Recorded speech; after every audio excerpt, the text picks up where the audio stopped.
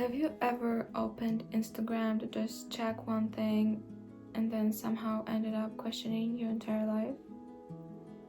Someone your age is traveling, someone else just got a new job, someone is making money from somewhere you never even heard of, someone looking amazing in a photo, someone is graduated, someone in a relationship, and suddenly you're sitting and thinking, what am I doing with my life?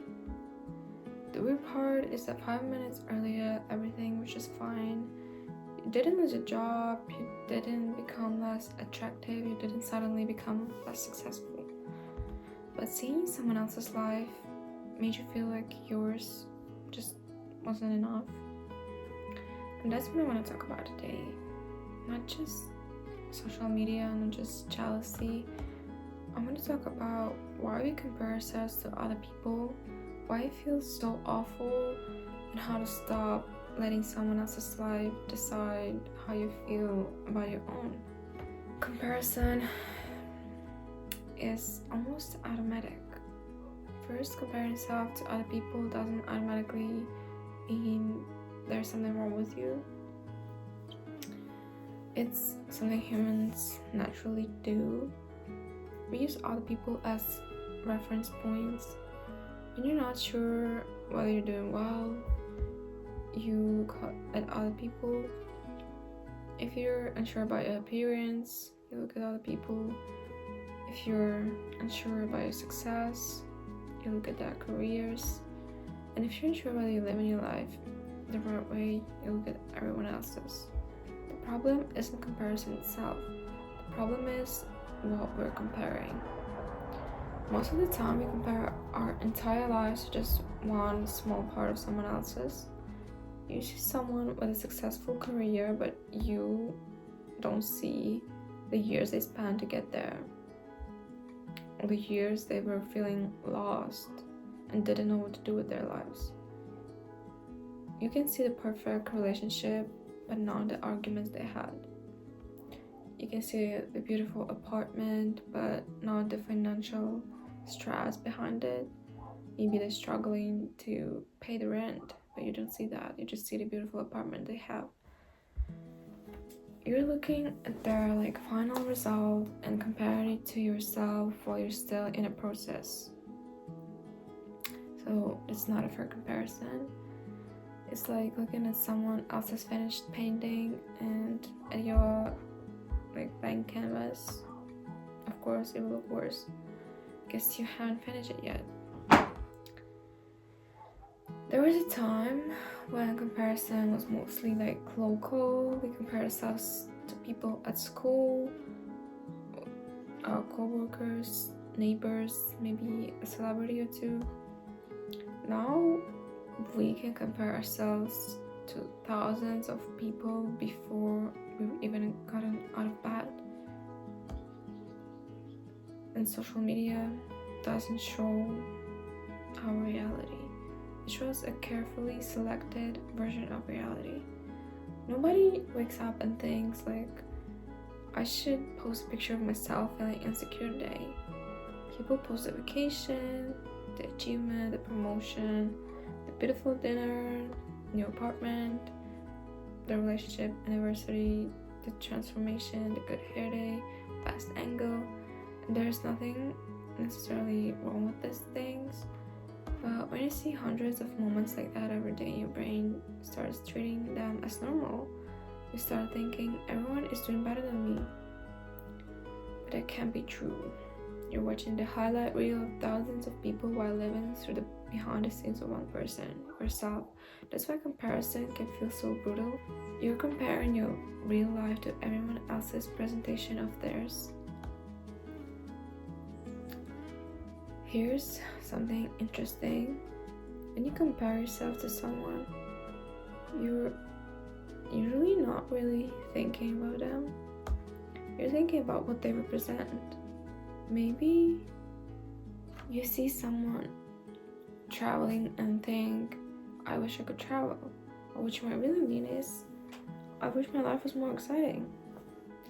You see someone successful and think, I wish I had their career.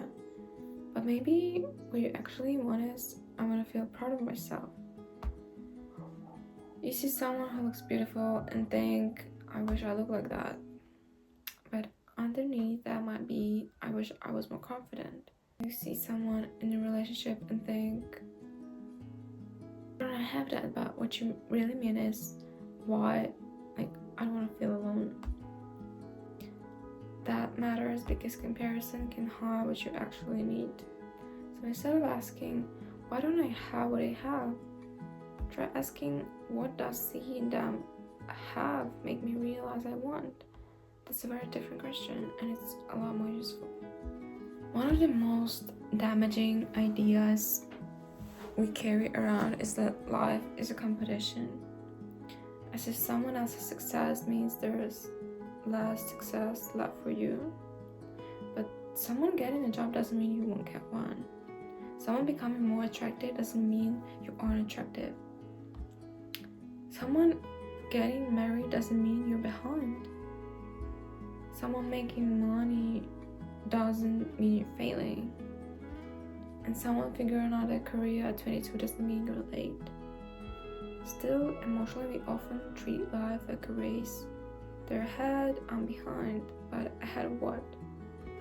There isn't one universal timeline that everyone has to follow. You don't get a certificate at 25 that says, congratulations, you were supposed to have everything figured out by then. Some people know what they want at 18, but someone figure it out at 25, someone at 30, someone starts over at 40, and someone can change their career at 50. Some people can look successful at 22 only to completely change their direction a few years later.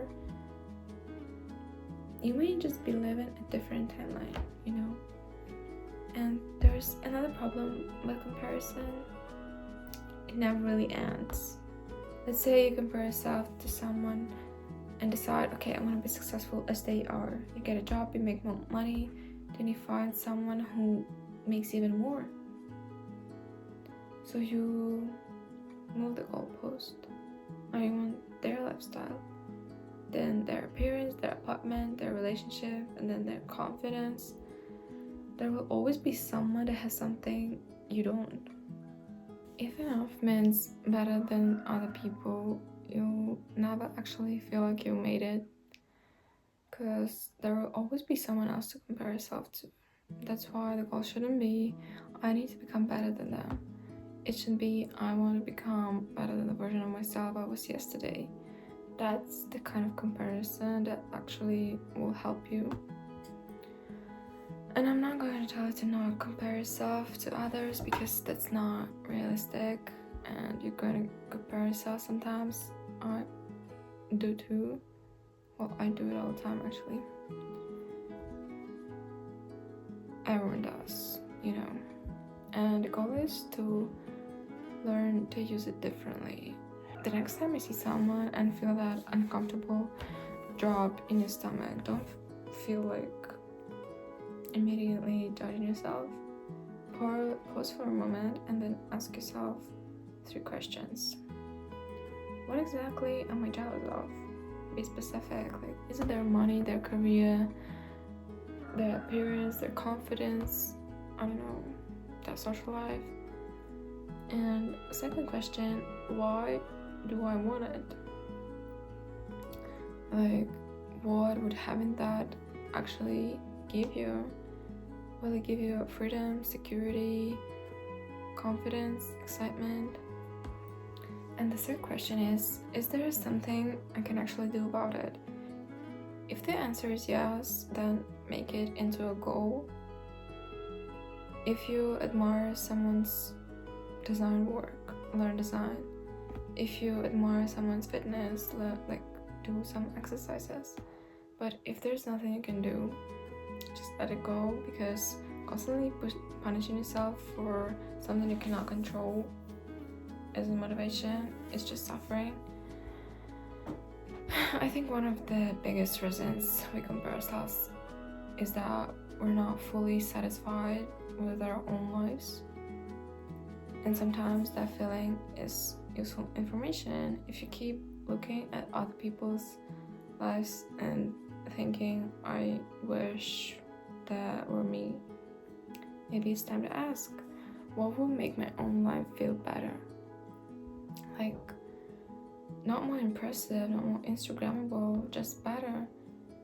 Like, maybe you need a different job, a new hobby.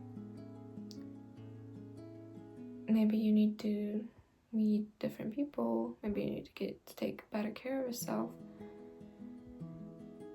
And maybe you need to create something. Or maybe you need to stop doing things just because you think you're supposed to. You don't have a better life that looks impressive for other people.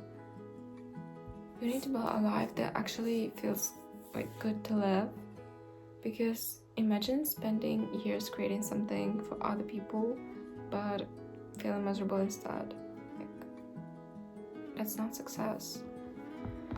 So the next time you catch yourself thinking, they're ahead of me, try changing that sentence. Instead of they're ahead of me, say they're in that path, I'm on mine.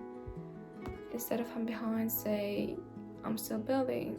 And instead of asking why don't I have what I have, ask what is this feeling trying to tell me. Because comparison isn't always telling you that you're not enough. Sometimes it's just showing you what you want. And once you understand that, you can stop using other people's lives to hate your own and start using these feelings as information for what you really want. You don't need to win someone else's race. You just need to figure out where you're going.